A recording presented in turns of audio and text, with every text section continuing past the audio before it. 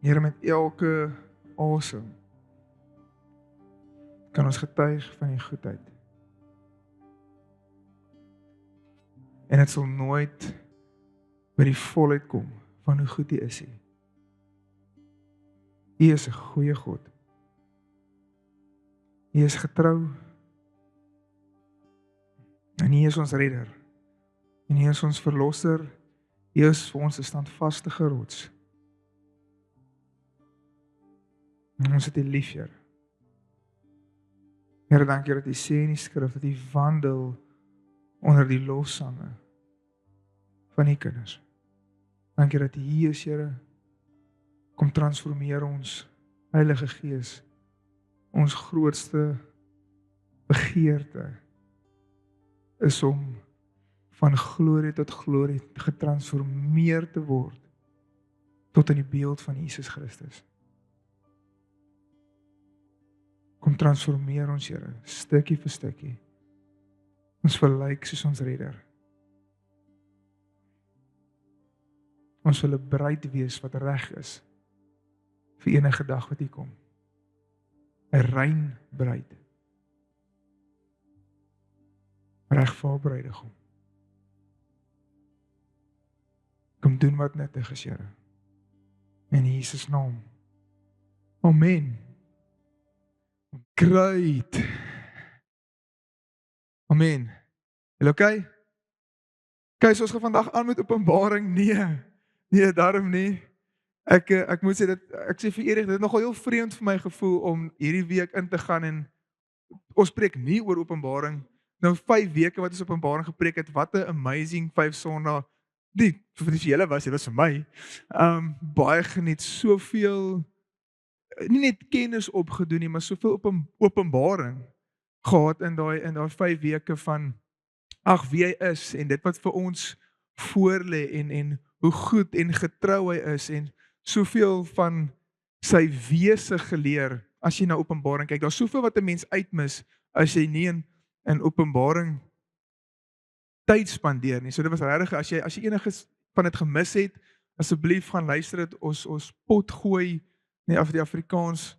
Die podcast is op ons YouTube kanaal. Ek het dit daar gaan luister as jy die preke gemis het. Maar vanoggend preek ons, se preektitel is 'n kultuur van stigting, troosting en troos en bemoediging. So vanoggend gaan ek baie fokus op kerk, nie net kerkkultuur nie, maar Christenkultuur, want ek glo dit is werklik 'n belangrike ding wat ons op moet fokus en op agslaan en sien hoe belangrik dit ook vir God was en nog steeds is. En dat as jy nonchalant oor dit is en nie vasmaak wat is dit wat jy wil vestig, wat is dit waarvoor jy wil bekend staan nie, werk na 'n spesifieke punt toe nie, gaan jy kort voor lank agterkom hoe die wêreld se agenda se manier van dinge doen, dink en sê oorspoel in jou lewe. En dis nie net tot by kerkie, by jou huis ook. Want hier's die groot realiteit. Die wêreld, en as ek praat van wêreld, praat ek van die ongeredde deel van die wêreld, die wêreld se manier van dink, die carnal praat die Engels van, is baie aktief besig met 'n agenda. Ek dink nie dit is vir enigiemand van ons 'n verrassing nie. Ek meen as jy net kyk hoe hulle kinders nou al begin indoktrineer en dis nie eers meer subtle nie. Dit is nou al soos smack bam in ons gesigte. En die probleem is as ons as kerk nie weet, want dis amazing. En kerk is baie goed daarin. Ons weet wat verkeerd is. Dit is baie maklik vir ons om uit te wys daai is verkeerd, daai is verkeerd, daai is verkeerd.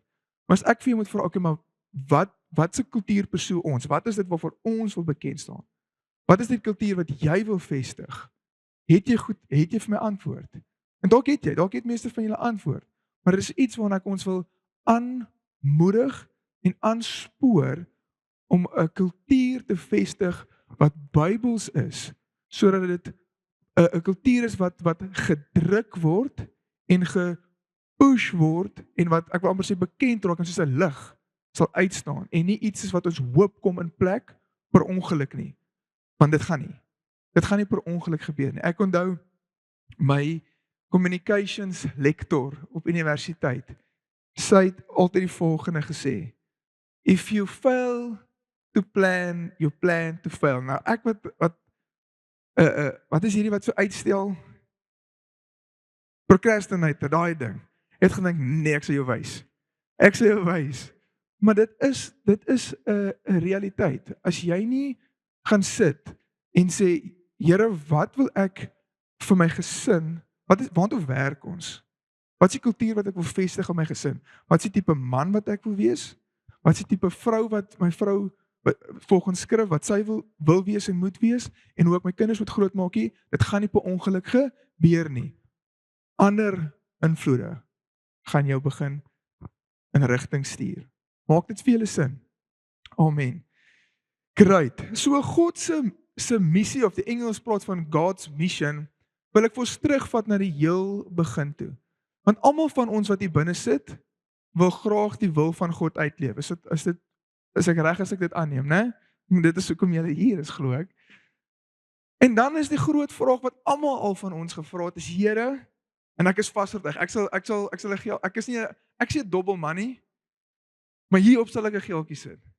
Almal van ons het al hierdie vraag gevra. Here, wat is u wil vir my? Almal van ons het al gevra. Here, hoekom is ek hier? Wat is u wil vir my? En ek gaan nie so seer fokus op daai een vandag nie, want ek wil vir jou wys dat as jy die wil van God verstaan, wat is sy missie? Wat is sy mission? Wat is dit wat hy mee besig is? En as jy betrokke raak in dit en dit jou fokuspunt maak, gaan jy jou plek vind waar jy ook al is. Verstaan jy dit? Want ek dink ons raak so bekommerd partykeer, Here, wat is die plan vir my? Wat is die wil? Wat is die wil vir my? Wat is die wil vir my? In plaas van, Here, ek is in hierdie situasie. Wat is u wil? Want sy wil is dat jy sy wil in daai vir jou is dat jy sy wil in daai situasie uitleef. Dis wat sy wil is vir jou. Dat jy in elke situasie sy wil uitleef. Maak dit vir julle sin? So God maak gelukkig baie duidelik in die Bybel wat is sy wil. En sy wil, sy missie in die Ou Testament en die Nuwe Testament is baie dieselfde. Daar kom net 'n bietjie is nie 'n sterk nie 'n deel by in die Nuwe Testament wat eintlik baie keer die groot fokus vat as dit kom by sy missie en dan gooi mense die eerste deel weg. En ek gaan nou vir julle sê wat dit is. Ek weet ek praat nou so in die lig. Ek gaan nou daarby uitkom. So wat is God se missie, se wil in die Ou Testament? Blaai vir my na Genesis 12 toe. Dan lees ek vir ons.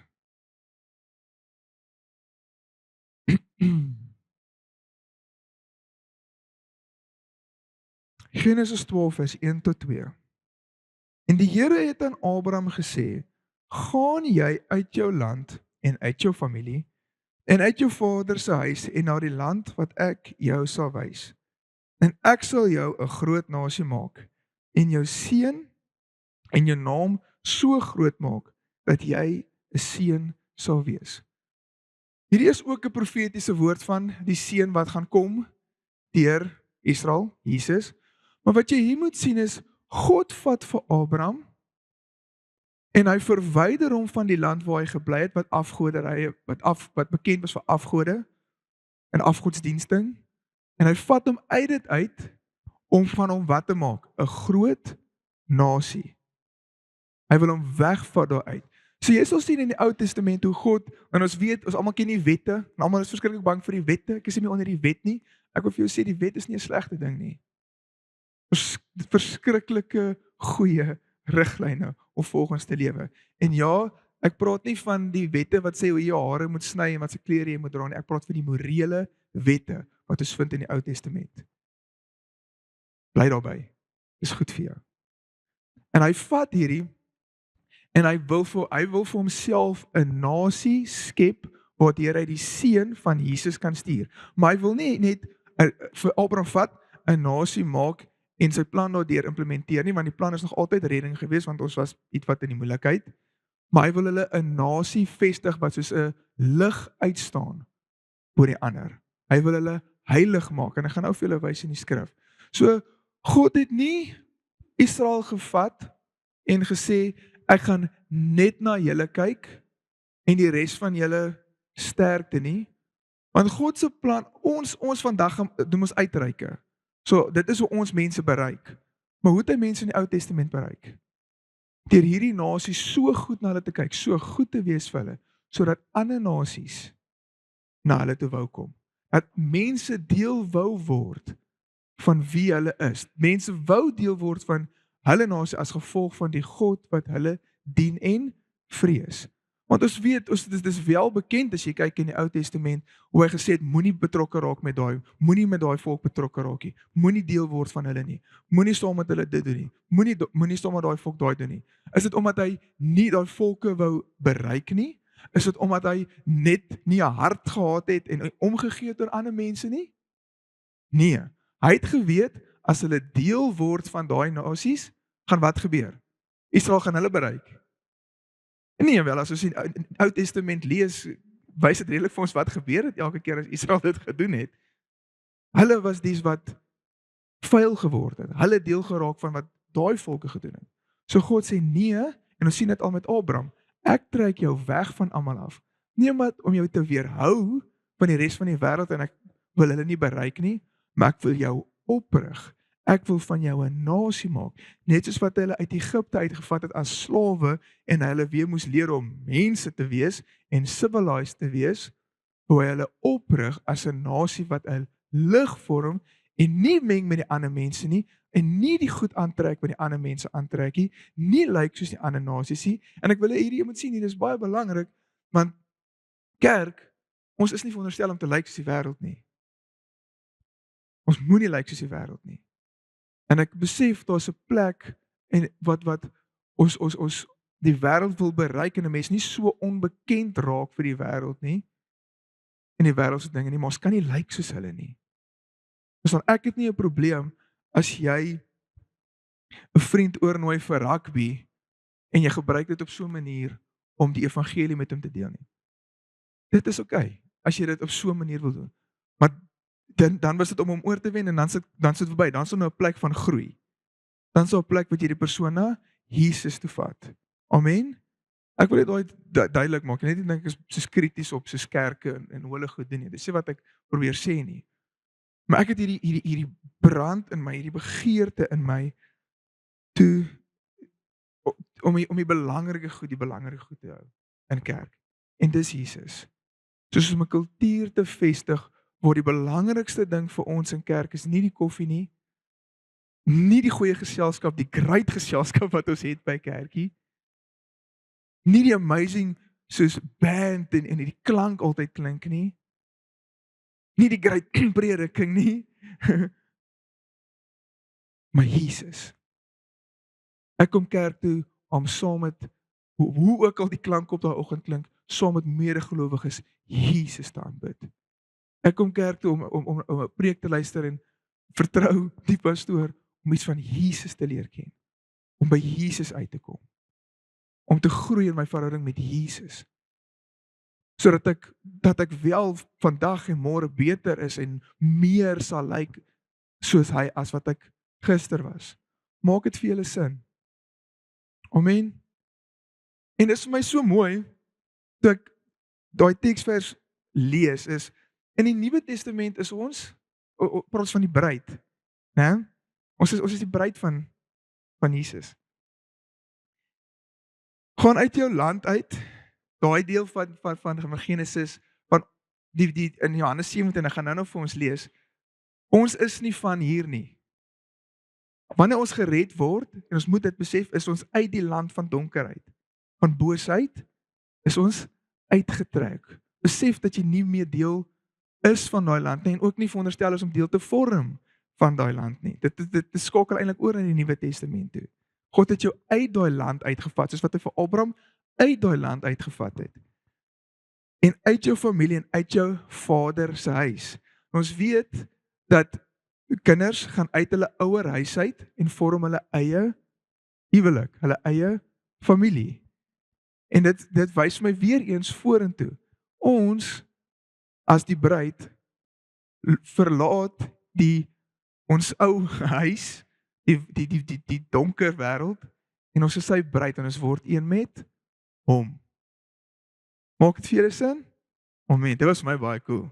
Wow. Okay. Iemand wil dit sien, dan gaan ek dit sê. Nee, ek joke. Levitikus 11 vers 44. Want hierdie is vir my so 'n belangrike teksvers. Want ek is die Here julle God. Toon dan dat julle heilig is en wees heilig, want ek is heilig. Daarom verontreinig julleself nie deur enige ongedierte wat op die aarde kruip nie, want ek is die Here wat julle uit Egipte land laat optrek het om julle God te wees. So moet julle dan heilig wees, omdat ek heilig is. So hoe dit ons is nie ek en jy is nie uit die fisiese Egipte uit nie, maar ons is uit Egipte, want dit is 'n skare tipe van vandag die kerk, waar ons in Egipte as slawe was. Ons was in 'n simboliese Egipte van slawe aan sonde, slaaf aan die wêreld. Ons is uit dit uitgevat sodat hy wil ons God wees. Maar wat beteken dit?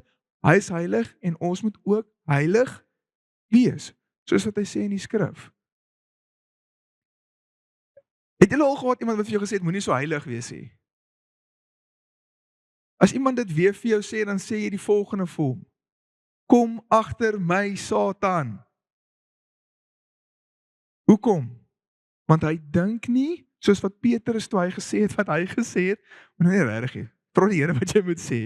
Maar moenie saamstem met hom nie, dis al wat ek sê. Jesus sê vir Petrus kom agter my, Satan, want op daai oomblik dink hy soos die wêreld. Was Petrus Satan? Nee, hy dink net nie soos die koninkryk nie. As iemand weer vir jou sê moenie so heilig wees en hy sê nee, verstaan nie mooi nie. My Bybel sê baie duidelik vir my, my God is heilig. So ek moet heilig wees. En wat beteken dit om heilig te wees? Ek skei myself van enigiets wat tussen my en God kan kom. En my gehoorsaamheid aan hom is eerste prys. Om geheilig te word vir God beteken, as iets geheilig was vir die Here in die tempel, beteken dit word vir niks anders gebruik as vir die Here nie. En dit is waartoe ek en jy moet streef. Dit is die doel vir ons. Dis waarna toe ons werk. As Here, hier is ek. Ek wil vir niks anders gebruik word as vir U nie. U het vir my alles gegee. U het alles, die hele wese, U lewe gegee. Jy sal nooit meer kan gee as wat God vir jou gegee het nie. You will never be able to outgive God. Nooit. Dit kan ek jou beloof. En so moet ons onsself neer en sê, Here, hier is ek 'n lewendige en welgevallige offer, soos Romeine 12 sê. Ek lewe vir Here, hier is ek heilig myself vir U. My oë, my ore, my mond, dat dit sal spreek wat U woorde sê. Here, dat ek nie my oë sal uitleen nie, nie my ore sal uitleen nie, maar dit sal gefestig hou op U werke, op U woorde, op U wil. Dit is wat dit is om heilig te wees. Nie 'n kwota van dis mos daai en ek het nie altyd geweet hoe om die vraag te antwoord het tot ek 'n ander pastoor het gehoor antwoord het is daai vraag van hoeveel mag ek dan nou drink? Soos die feit dat jy daai vraag vra is al klaar is al klaar rooi lig. Soos hoekom wil ons is nie veronderstel om te kyk met hoeveel ons kan wegkom nie. Paulus sê as iets jou gewete pla, is dit sonde vir jou. Stop dit. As iets jou gewete pla, jou gewete besoedel, sy nie skrif Paulus sê dit, moet dit nie doen nie. Dan is dit vir jou sonde. Amen. Baie stil. Hierdie is nie 'n raaspreek nie. Ek wil dit net duidelik maak. Ek raas nie met julle nie. Ek wil ons almal aanmoedig soos wat ek myself aanmoedig. In die oë kyk in die spieël. Kom boetjie, nee ek joke. Maar dit is daar's regtig hierdie laaste wel eintlik maar dit eintlik in Openbaring begin. Hierdie dinge hierdie vuur in my dat ons heilig lewe. En ek sê nie jy moet in 'n huisie gaan bly een kant en jy moet niks te doen hê met die wêreld nie, dan dis dit ook verkeerd. Maar ek praat van jou manier van lewe, jou doen jou sê, jou manier van dink, dit hoe jy jouself aanwend aan in jou werk en hoe jy mense hanteer, dit is jou verantwoordelikheid. Amen.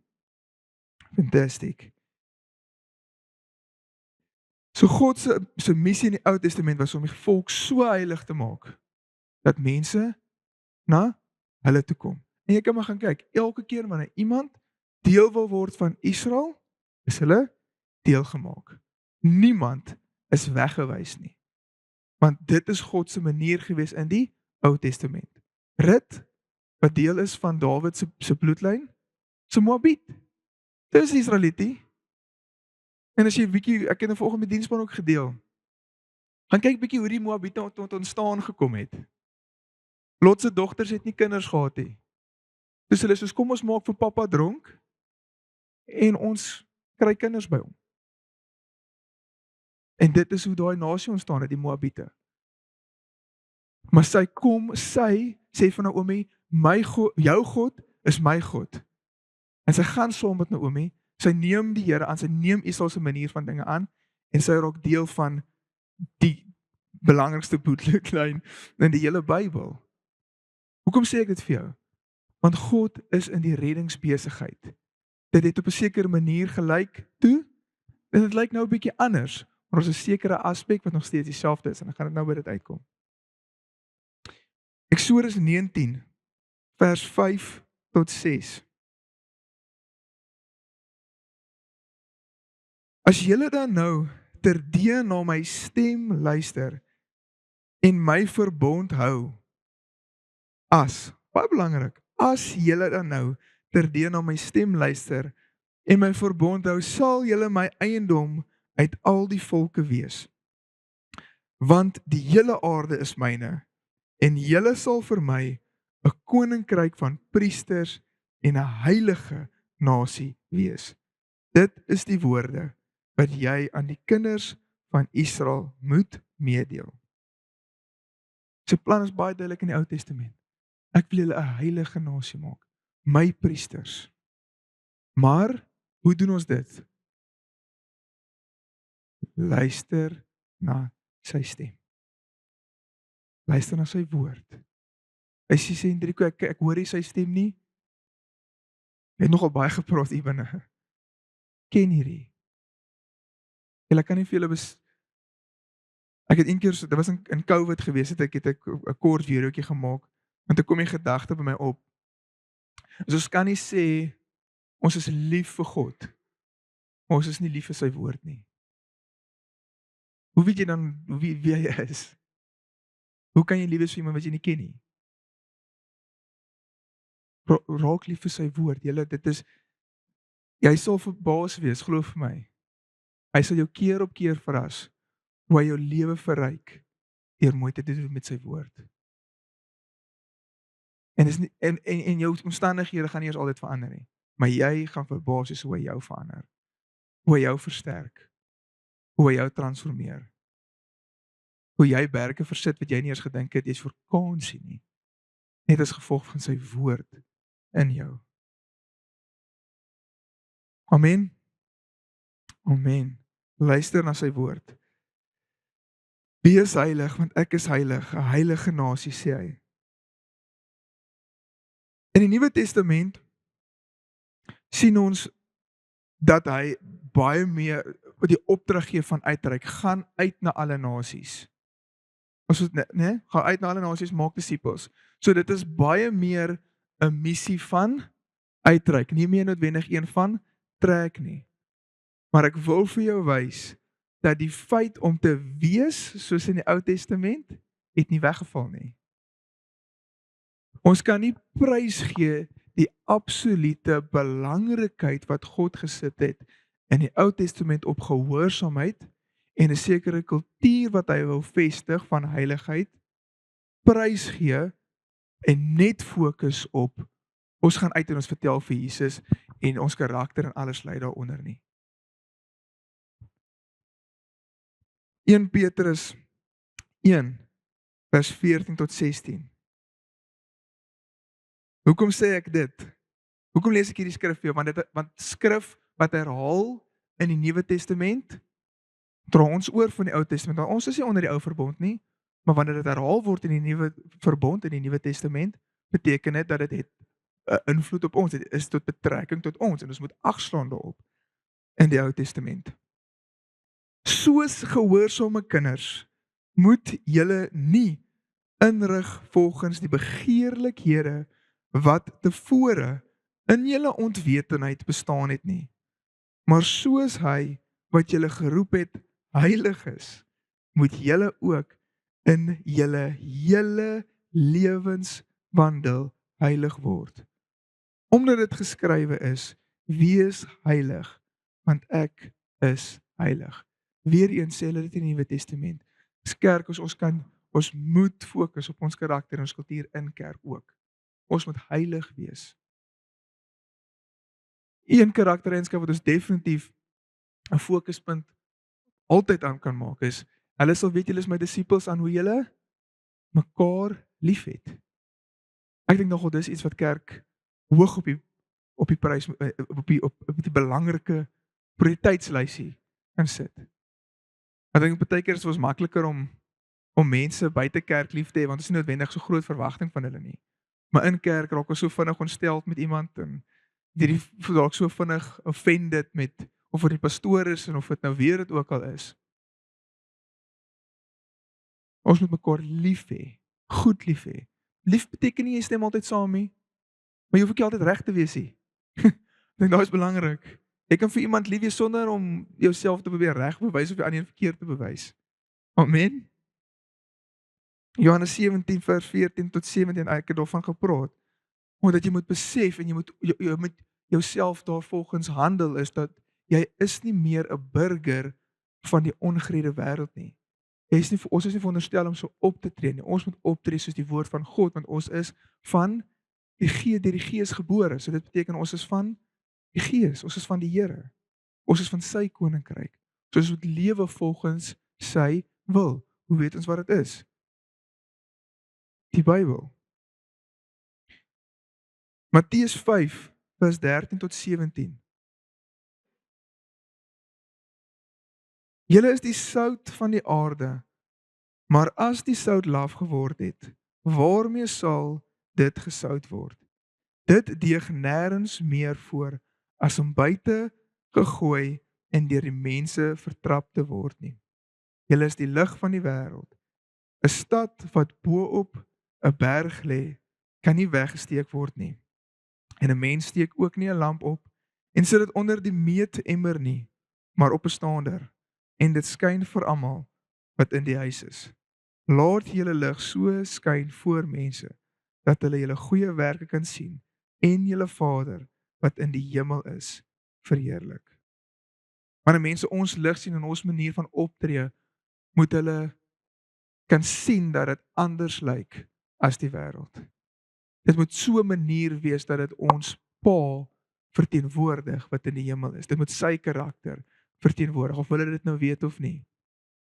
En die sout, dit was my interessant ene want dit is iets wat jy is, want ek meen as ons altyd praat van die sout, dan is dit altyd ja maar dit bring met die koninkryksgeur uitbring jy. Gooi die sout en dan gooi mos jy het 'n bietjie sout nodig en dan bring jy die koninkryksgeur met die koninkryk uitbring in elke situasie wat jy gaan. Maar as jy gaan kyk of 'n bietjie 'n ander angle op dit sit vanoggend. As jy gaan kyk na sout in sy reinste vorm, ek wil eintlik eers sê in sy reinste vorm, die sout, kan nie sy sout verloor nie. Hy kan 'n klontjie vorm as hy bietjie vog optel, maar as jy om die moisturiser wil ek amper sê, hy hou sy sout. Hy verloor nie sy sout nie. Maar 'n driekwart tafelsout raak aan laf. Ja, maar tafelsout is nie rein sout nie. Sout kan nie sy sout verloor nie. Hoe verloor sout sy sout?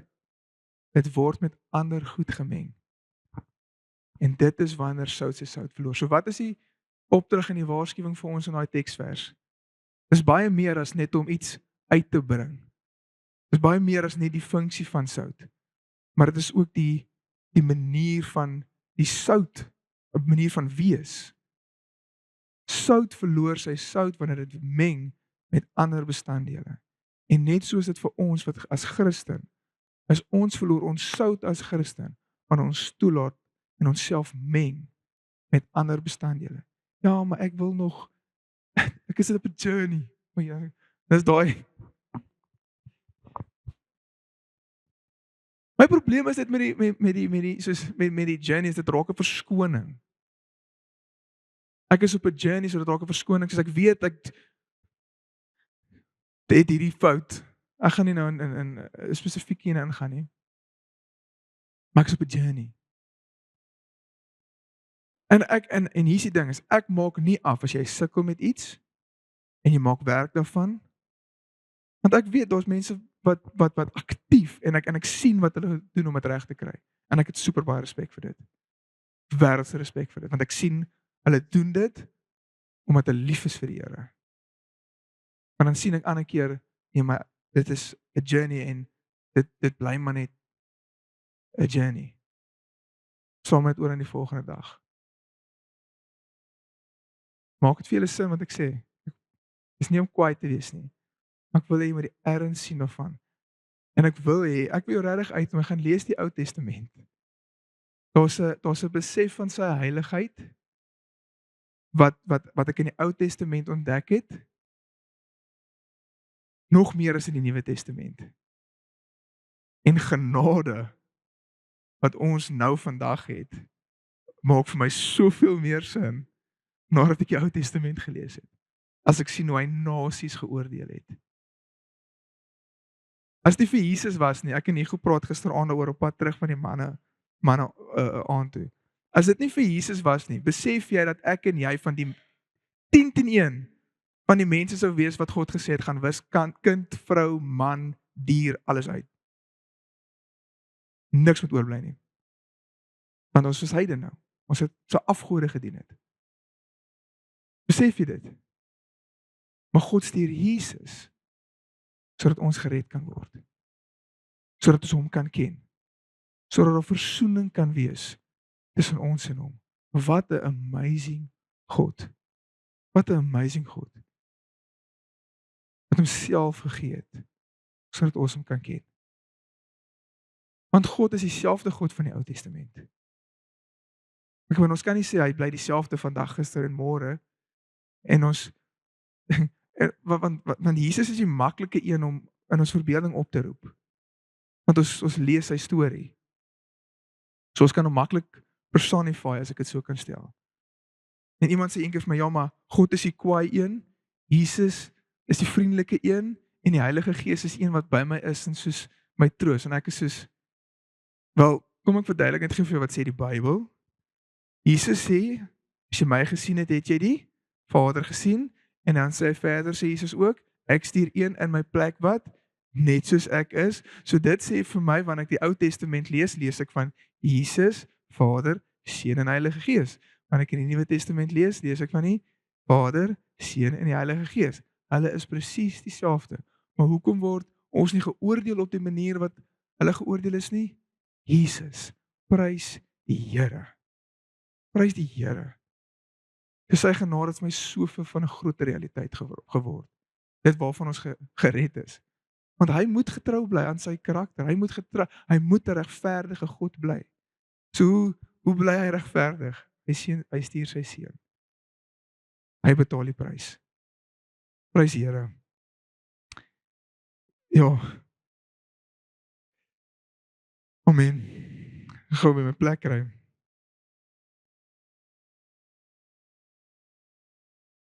Ek het hier ingeskryf een van die sleutels wat definitief deel van ons kultuur moet wees en dit is hoekom ek opgesit het troosting, stigting en bemoediging is. Ek hou baie daarvan om te speel met skrif in my titels baie keer.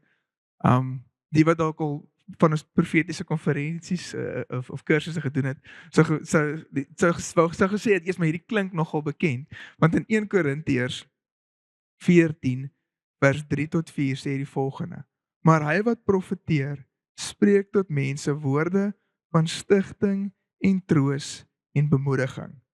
Hy wat in 'n taal spreek, stig homself, maar hy wat profeteer, stig die gemeente. En ek glo en dit is ook 'n kultuur wat ek hier regtig probeer vestig is, ons bid elke oggend voor die diens bid ons en ons profeteer want Ons glo in die profetiese, ons glo in die vloei en die gawes van die Heilige Gees. So as jy 'n siekte het, laat ons vir jou bid. As jy woord van kennis nodig het of wysheid nodig het, laat ons vir jou bid. As jy werk van kragte nodig het, kom vorentoe, ons vir jou bid. Ek is elke Sondag hier na die diens, staan ek dit is nie net omdat ek wil nie, dit is omdat ek hier is om vir jou te bid. Want ons glo dat die Gees van God beweeg. Maar dit is my baie belangrik dat wanneer ons vloei in die profetiese, is dit waaraan ons profetiese kultuur bekend moet staan. Dit is 'n profetiese kultuur. Dis 'n Christen kultuur van troos, stig en bemoediging. Weet jy wat is iets wat nogal vinnig in die kerk oortrek van die wêreld wat ons nie eers agterkom altyd nie? Dis kompetisie. En moenie fout maak nie, ek is all vir 'n bietjie vriendelike kompetisie. Ek meen jy hoef my nie eers goed te ken nie. Of ek het dalk al eers gekompeteer met jou. Ek moet net vir Erik vra. Ek hou van 'n goeie kompetisie. Ons is nou tans besig met 'n nee, ek en hy nie. Ek en hy kom met 'n kompetisie by die gym want ek hou daarvan. Maar wanneer dit kom by God en wanneer dit kom by die geestelike aspek, wanneer dit kom by kerk, is ons nie veronderstel om te kompeteer met mekaar nie. Hoekom? Wat gebeur wanneer ons begin kompeteer met mekaar en begin beklei vir wie's voor? Dan gaan ons nie met mekaar begin stig nie, want hoekom sal ek jou wil stig? Ek wil aan voor wees. Ek wil aan wen. Ek gaan jou nie troos nie, ek gaan jou nie bemoedig nie. Ek wil wen. En dit is iets wat ongelukkig sy kop uitsteek in kerk. En ek dink daar skrif in die Bybel, 'n insident waar die disippels begin beklei onder mekaar. Wie is die beste? Dit het nie so goed uitgewerk vir hulle nie. Dit kan ek jou sê. Hulle het niemand beïndruk nie, veral nie vir Jesus nie. Sy woorde was: die wat die meeste wil wees, moet die laagste word. En dis wat Jesus gedoen het. Hy was 'n voorbeeld vir ons van dit. En dis die mooi ding van Jesus, hy het nie net eers vir ons opdragte gegee nie, hy het vir ons voorbeelde ook gegee. Hy is die een wat die voorskoot aangetrek het en sy disippels se voete gewas het. 'n Kultuur van mekaar dien. Die wêreld is nie in 'n kompetisie vir wie die meeste kan dien nie. Dis 'n kompetisie vir wie kan voorkom. So 'n kultuur van stigting, troosting en bemoediging, waar die gawes van die Gees vloei, waar ons toelaat dat die Heilige Gees vloei. Waar ons mekaar liefhet. Maak dit vir julle sin? Want ek wil nie net 'n kerk wees. Ek wil nie net 'n pastoor wees wat net kan uitwys wat verkeerd is nie. Maar ek wil regtig ons almal aanmoedig en ons saamtrek. Soos kom ons wees ook een wat sout is. Rein sout is. Een wat 'n lig is op berg, nie onder 'n maatemmer gesit nie. Dat ons nog steeds, soos in die Ou Testament, mense trek en nie net gaan haal nie. Amen. Ek kyk ek is bitterlik erg op dat iets baie skriftuurlik moet wees. Soos as ek 'n preek luister, as iemand soos Bybel lees in 'n preek of so, dan sê ek soos ek lyk altyd soos 'n ou wat altyd nie saamstem met die pastoor nie, maar dis nie omdat ek nie saamstem nie. Ek hardloop net soos deur alles. Ek toets alles. Maak nie saak wie dit is wat preek nie. As daar skrif gelees word, dan sê ek soos konteks, okay, ja, okay, cool, en dan gaan ek aan. So ek lyk heeltyd soos seker kwaai, ek weet nie. Of as ek nie luister nie. En toe het ek so 'n paar weke terug te probeer ek House of David kyk. Want ek is nie so groot op Bybelstories wat hulle probeer skiet nie, want ek weet hulle gebruik poëtiese vryheid en dit is tot 'n mate okay, want daar is mos nou maar baie gaps wat hulle moet vul. En toe probeer ek dit kyk en toe hulle vir Dawid met 'n spies gooi in die eerste 3 minute. Goliat tref vir Dawid met 'n spies, so ek sê nee, dis klaar. Skryf ek hom een kant toe. En toe het ek dit nou hierdie week, dis ek so kom toe skiep ek daai eerste deel en begin na dit kyk. Maar hoekom sê ek hierdie vir jou? Want wat ek wel besef het in daai storie, ongepaard met die poëtiese vryheid, nog niks onskriftuurlik gesien in dit. Dit kan ek vir jou sê. tot en met episode 3. Asof in episode 4 iets gebeur het, ek's nog nie daar nie. Maar iets wat vir my verskriklik mooi uitgestaan het uit dit, wel, nee, ek kan sê mooi, maar ook 'n waarskuwing, is God sê vir Samuel om vir Saul te salf as koning. Saul raak arrogant, hy raak trots. Daar word vir hom gesê om man, vrou, kind, alles te verwoes en niks te vat nie. En hy's nie gehoorsaam nie. Hy vat vir hom van die rykdom en hy vat die vee vir homself. En hy was met ander woorde ongehoorsaam aan die opdrag wat God vir hom gegee het. En die koninkryk word van hom af weggeneem. En die gees en ek dink daai is erg.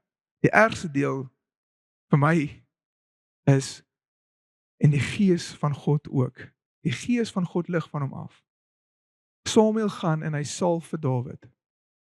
Dawid word koning. Die koningskap word aan Dawid gegee. Het Dawid dit altyd reg gekry? Nee, ons het baie goed gehet hier.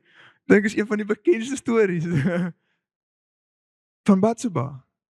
Maar hoekom is die koninkryk nie weggeneem van Dawid nie?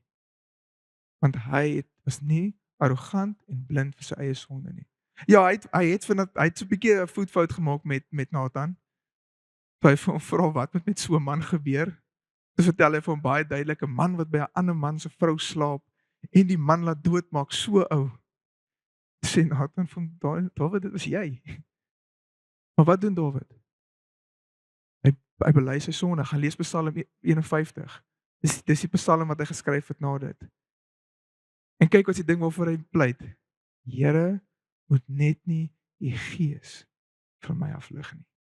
En dis die verskil, glo ek. Albei het gesondig. Nou kom sê ek hierdie vir jou, want ek wil nie vir jou sê, jy het dit nou verkeerd gekry, sterkte, jy's op jou eie nie. Ek probeer juist vir jou sê die genade van God. Ja, hy verg ongelooflike ongehoorsaamheid van ons. Enigiets buite gehoorsaamheid is ongehoorsaamheid. Dis feit.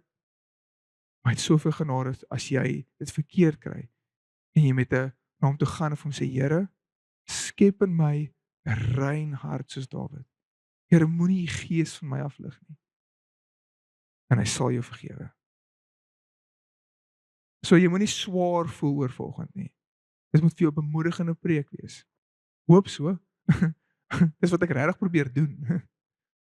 Maar ek wil die erns oordra van ons heilige God verwag van ons om heilig te wees. Maar hy het vir ons genade solank as wat ons soontoe werk. Jy is reeds heilig, ons lewe net nie altyd heilig nie.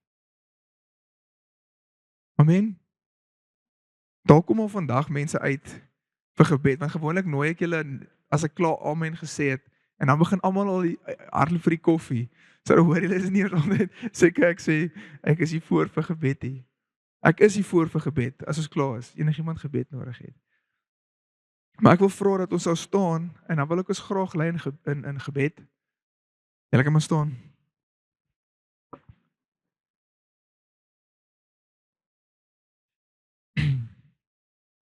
En al wat dit gaan wees is ek ken nie almal van julle se stories nie.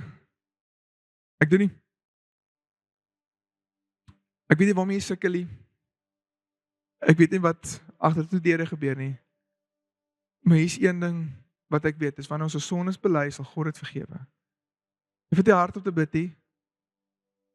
Maar ek gaan ons lei in gebed, want ek glo daar's genesing in belydenis. Dis eintlik so 'n mooi ding. Belydenis van sonde, dis iets wat die Bybel vir ons aanmoedig om te doen teenoor mekaar. Ons gaan na 'n broer toe. Bely jou sonde teenoor 'n broer. Dit het so 'n shameful ding geraak, en 'n taboe ding geraak, maar dis eintlik so 'n mooi aksie van jy wat na 'n broer toe gaan of 'n suster in Christus gaan en sê, "Jesus, ek sukkel met hierdie genesing wat daar plaasvind." Dis eintlik so mooi en ek het al die voorreg gehad om dit 'n paar keer te sien. Maar die vyand maak dit 'n shameful ding en jy hou dit vir jouself, jy trek vye blare aan en kruip weg vir God in die tuin. Want dis wat ons doen in die rent. So bid net die volgende agter my aan. Here Jesus, ek het U lief. My begeerte is om vir U 'n rein bruid te wees. Here, kom wys vir my daar waar ek nog nie lewe volgens U wil nie. En as daar iets is, dan wil ek jou net uitnooi, soos bely dit net, jy hoef dit hardop te bely nie. Maar hy is goed, hy is getrou, hy is genadig. Jesus. Here, dankie dat ons soos Dawid na U toe kan kom en sê, Here, U is ons. Skep in ons rein hart, Here. Skep in ons rein hart. Here, brand in ons 'n vuur, Here, 'n reinigingsvuur. Jesus. Jesus. Dankie net vir rein hart, Here. Here, moenie U Gees van ons aflig nie, Here, ons het U so nodig. Ons het die Heilige Gees so nodig.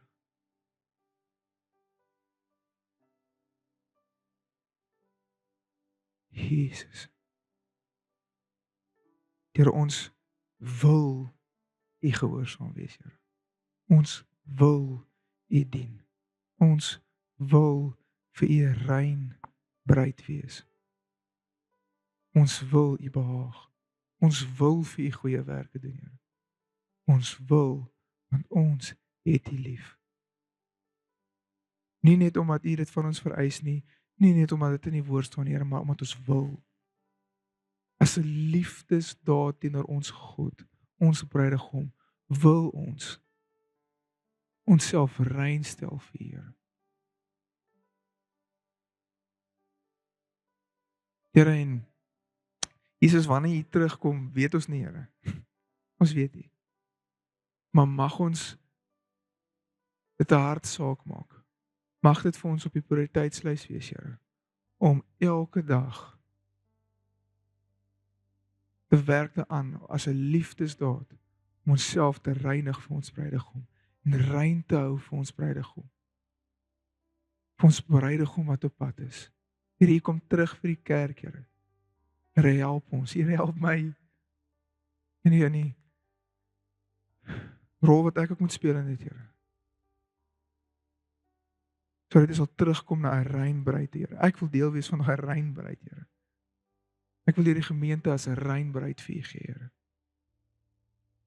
Want U verdien dit, Here. U verdien dit.